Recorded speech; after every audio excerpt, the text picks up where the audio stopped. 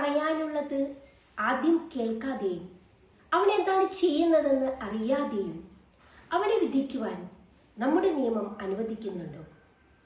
വിശുദ്ധ യോഹന്നാന്റെ സുവിശേഷം 7-ാം അധ്യായം 51-ാം വാക്യം. നിക്കോദെമോസ് പുരോഹിത പ്രമാണിമാർക്കും ഫരിസേയർക്കും മുൻപാകെ ഉയർത്തിയ ചോദ്യം. ഈ ചോദ്യം നാം സ്വയം ചോദിക്കേണ്ടിയിരിക്കുന്നു. കാരണം ഒരുവന് പറയാനുള്ളത് കേൾക്കാതെയും അവൻ ചെയ്യുന്നത് എന്താണെന്ന് അറിയാതെയും വിധിക്കുന്ന സ്വഭാവം ഇന്ന് സോഷ്യൽ മീഡിയകളിലൂടെയും നമ്മുടെ വർത്തമാനങ്ങളിലൂടെയും നടക്കുന്നത് മുഴുവൻ അതാണ്. കേട്ടത് പാതി, കേൾക്കാത്ത പാതി നാം വിധി എഴുതുകയാണ്.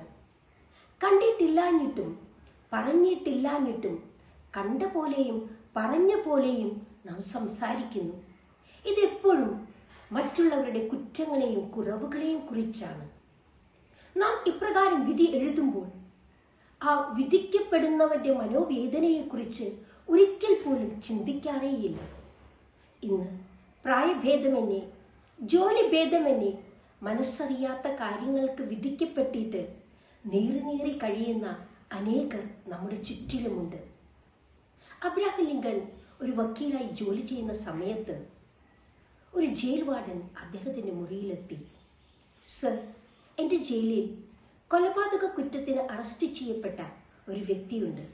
അയാൾ അങ്ങയെ കാണണമെന്ന് നിരന്തരം ആവശ്യപ്പെടുന്നു. ലിങ്കൻ അയാളോടൊപ്പം ജയിലിലെത്തി. തടവറയുടെ മൂലയിൽ മുഷിഞ്ഞ വസ്ത്രത്തിൽ മെലിഞ്ഞ ഒരു യുവാവ്. അയാൾ സ്വയം പരിചയപ്പെടുത്തി. ഞാൻ അങ്ങയുടെ സ്നേഹിതൻ ജാക്സൺ. ഒരു ഞെട്ടലോടെ ലിങ്കൻ ചോദിച്ചു, ചങ്ങാതി, നിനക്കിതെന്തു പറ്റി? അയാൾ തൻ്റെ കഥ പറഞ്ഞു.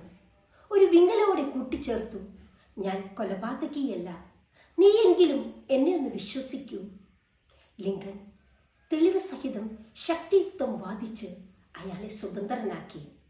ലിങ്കനെ കെട്ടിപ്പിടിച്ചുകൊണ്ട് അയാൾ പറഞ്ഞു, നീ എൻ്റെ ജീവൻ രക്ഷിച്ചു. നിന്നോട് എങ്ങനെ നന്ദി പറയണമെന്ന് എനിക്ക് അറിഞ്ഞുകൂടാ.